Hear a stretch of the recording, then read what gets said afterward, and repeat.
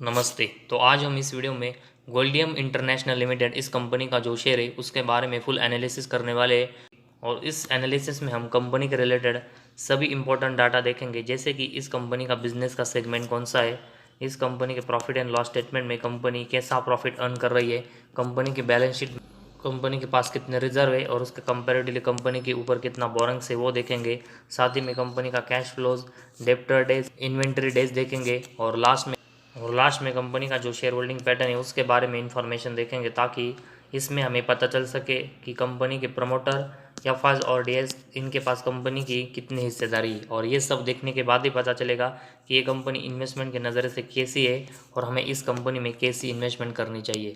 तो कंपनी के रिलेटेड जो इंपॉर्टेंट डाटा है उसमें सबसे पहले कंपनी का बिजनेस देखेंगे। तो गोल्डियम इंटरनेशनल ये कंपनी गोल्ड और डायमंड की जो ज्वेलरी है उनका मैन्युफैक्चरिंग और एक्सपोर्टिंग है वो ग्लोबल रिटेलर्स को करती है। और यहाँ से पता चलता है कि ये कंपनी डायमंड और ज्वेलरी सेगमेंट में काम करती है। तो इस कंपनी का जो बिज़नेस है वो तो अभी हमें अच्छा देखने को मिला है, लेकिन इस बिज़नेस में कंपनी के नंबर्स और फाइनेंशियल कैसे वो भी हमें देखना पड़ेगा। और इसके लिए सबसे पहले हम कंपनी का स्टॉक का पी रेशियो देखेंगे तो ये 17.1 है, तो एक ठीक ठाक वैल्यूएशन पर कंपनी का शेयर अभी ट्रेड कर रहा है। इसके बाद कंपनी का ROC अगर हम देखेंगे तो ये 29.5% और कंपनी का ROE 21.3% है। तो ये दोनों रेशियोज भी कंपनी के लिए हमें अच्छे देखने को मिले। और उसके बाद हम डायमंड ज्वेलरी से रिलेटेड जो सेगमेंट है उसका पेयर कंपैरिजन करके देखेंगे, ताकि हमें पता चल सके कि गोल्डियम इंटरनेशनल ये कंपनी अपने सेक्टर की कंपनियों के कंपैरेटिवली कितने अच्छे वैल्यूएशन पर यहाँ पर ट्रेड कर रही है। तो डायमंड ज्वेलरी से रिलेटेड जो सेगमेंट है उसमें अगर हम कंपनी देखेंगे तो टाइटन कंपनी का स्टॉक का पी रेशो 76 है। इसके बाद राजेश एक्सपोर्ट का 13.67, कल्याण ज्वेलर्स का 24.36, वैभव ग्लोबल का 46.78 और इसके बाद गोल्डियम इंटरनेशनल इस कंपनी का 17.76 है।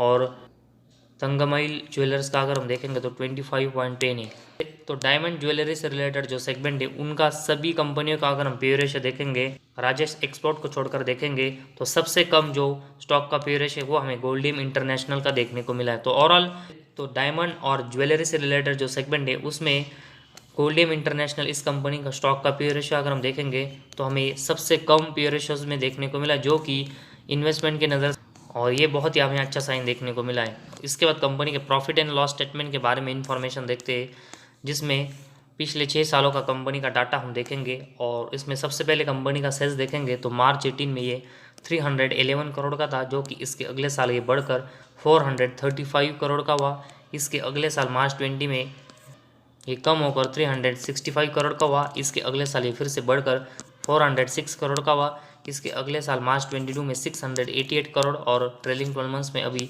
551 करोड़ का देखने को मिला है।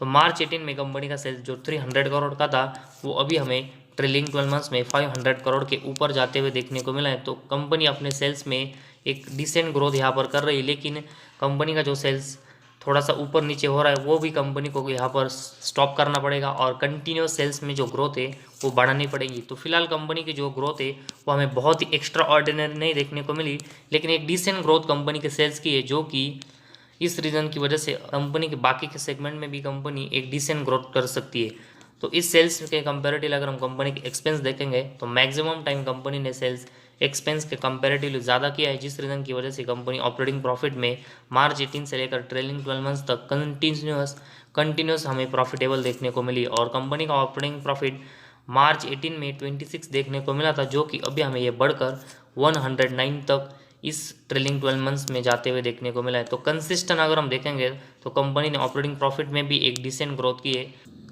और इसके बाद कंपनी का ऑपरेटिंग प्रॉफिट मार्जिन देखेंगे तो मार्च 18 में सिर्फ 8% का हमें देखने को मिला था, लेकिन इसके बाद मैक्सिमम टाइम कंपनी ने ऑपरेटिंग प्रॉफिट मार्जिन को 10% से ऊपर ही यहाँ पर जनरेट किया है। और अभी ट्रेलिंग 12 मंथ्स में कंपनी ने इसको 20% का जनरेट किया है।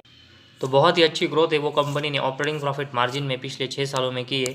इसके बाद कंपनी का नेट प्रॉफिट देखेंगे तो मार्च 18 में 20 करोड़ का था। इसके अगले 2 साल अगर हम देखेंगे तो 40 करोड़ के ऊपर रहा। इसके अगले साल 60 करोड़ के ऊपर, मतलब 67 करोड़। मार्च 22 में 100 करोड़ के ऊपर गया और अभी ट्रेलिंग 12 मंथ्स में 90 करोड़ के ऊपर हमें देखने को मिला है। तो मार्च 18 में कंपनी जो 20 करोड़ का नेट प्रॉफिट जनरेट कर रही थी, वो कंपनी अभी हमें 100 करोड़ के आसपास नेट प्रॉफिट जनरेट करते हुए देखने को मिली। तो ऑलमोस्ट 5 टाइम्स की जो ग्रोथ है वो पिछले 6 सालों में कंपनी के नेट प्रॉफिट में हुई है। और उसके बाद कंपनी का अर्निंग पर शेयर देखेंगे तो ये मार्च 18 में 1.62 हमें देखने को मिला था। इसमें भी कंपनी ने इसके बाद कंसिस्टेंट यहाँ पर अच्छी ग्रोथ की और ट्रेलिंग 12 मंथ्स में ये कंपनी ने 8.34 का जनरेट किया है। तो ऑलमोस्ट अगर हम देखेंगे तो 5 टाइम्स की जो ग्रोथ है वो कंपनी के अर्निंग पर शेयर में भी पिछले 6 सालों में हुई है। और उसके बाद कंपनी का अगर हम डिविडेंड पे आउट देखेंगे तो कंटिन्यूस कंपनी अपने शेयर होल्डर को एक अच्छा डिविडेंड पे आउट कर रही है।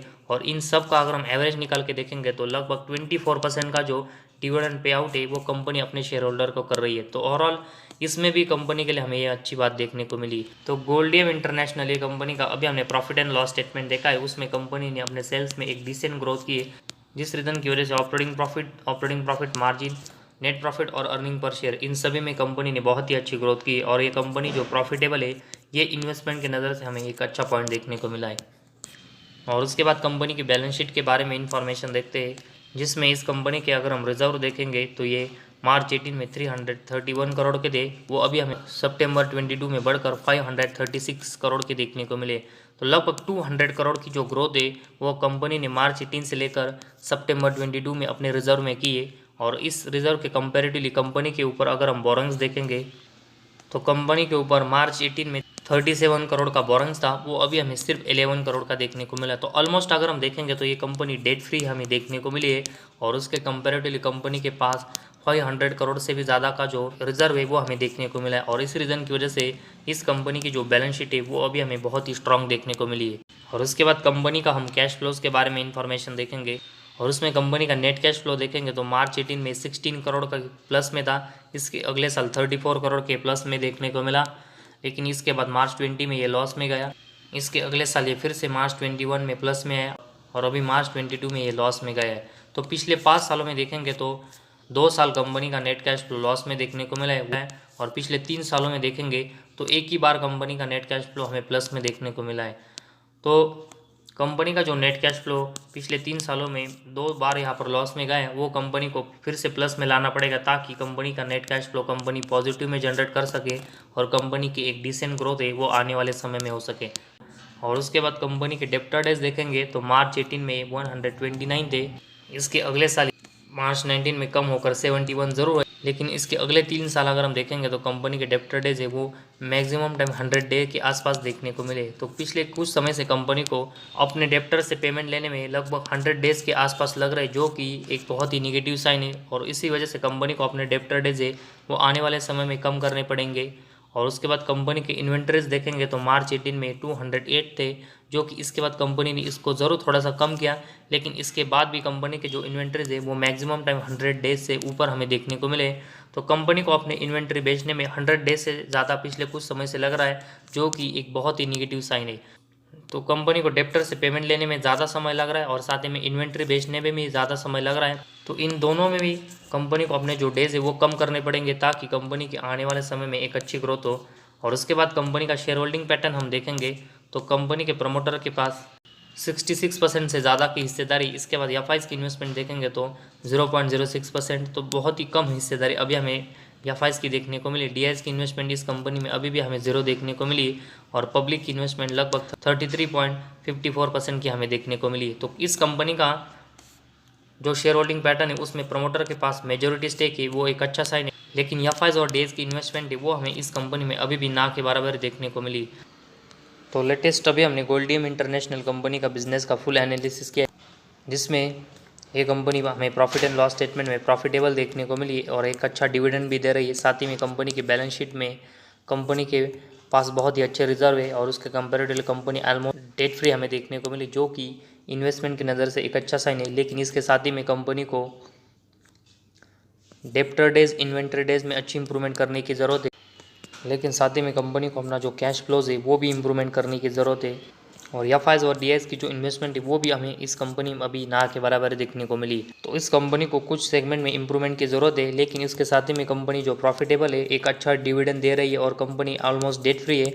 इस रीज़न की वजह से हम इस कंपनी में अभी एक छोटी इन्वेस्टमेंट से स्टार्टिंग कर सकते हैं और आने वाले समय में कंपनी अपने कैश फ्लो, साथ ही में डेप्टर डेज, इन्वेंट्री डेज और अपने सेल्स की जो ग्रोथ है वो और यहाँ से बढ़ाते हुए देखने को मिलती है। तो ज़रूर हम इस कंपनी में आने वाले समय में बहुत ही अच्छी इन्वेस्टमेंट करेंगे। तो इस कंपनी का जो स्टॉक का पीरियड है वो अपने सेक्टर के कंपनियों के कंपेरेटिवली ऑलमोस्ट हमें बहुत ही कम देखने को मिला है, जो कि एक पॉजिटिव साइन है। साथ ही में कंपनी प्रॉफिटेबल है, कंपनी डेट फ्री है हमें देखने को मिली और कंपनी के पास अच्छे रिजर्व है। उस रीज़न की वजह से अभी हम इस कंपनी में 2000 से लेकर 3000 रुपीज़ की इन्वेस्टमेंट से स्टार्टिंग कर सकते हैं और आने वाले समय में कंपनी अपने कैश फ्लो, डेप्टर डेज और इन्वेंट्री डेज में एक अच्छी इंप्रूवमेंट करती है। तो और उसके बाद हमें एफआईज और डीएस की इन्वेस्टमेंट भी इस कंपनी में बढ़ते हुए देखने को मिलेगी और तब हम इस कंपनी में अपनी जो इन्वेस्टमेंट है उसको और बढ़ा सकते हैं। लेकिन फिलहाल कंपनी कुछ सेगमेंट में अच्छा परफॉर्मेंस कर रही, उस रीज़न की वजह से 2000 रुपीज़ से अभी हम इस कंपनी में इन्वेस्टमेंट स्टार्ट कर सकते हैं और आने वाले समय में कंपनी अच्छी इंप्रूवमेंट करती है तो ज़रूर हम इस कंपनी में इन्वेस्टमेंट बढ़ाएंगे। लेकिन कंपनी का परफॉर्मेंस आने वाले समय में थोड़ा सा ड्रॉप होता है तो भी हमें इस कंपनी में अपनी जो इन्वेस्टमेंट है वो यहाँ पर थोड़ी कम करनी पड़ेगी, क्योंकि कंपनी जैसा परफॉर्मेंस करेगी उसके ऊपर डिपेंड होगा कि हम इस कंपनी में इन्वेस्टमेंट बढ़ाएंगे या फिर कम करेंगे।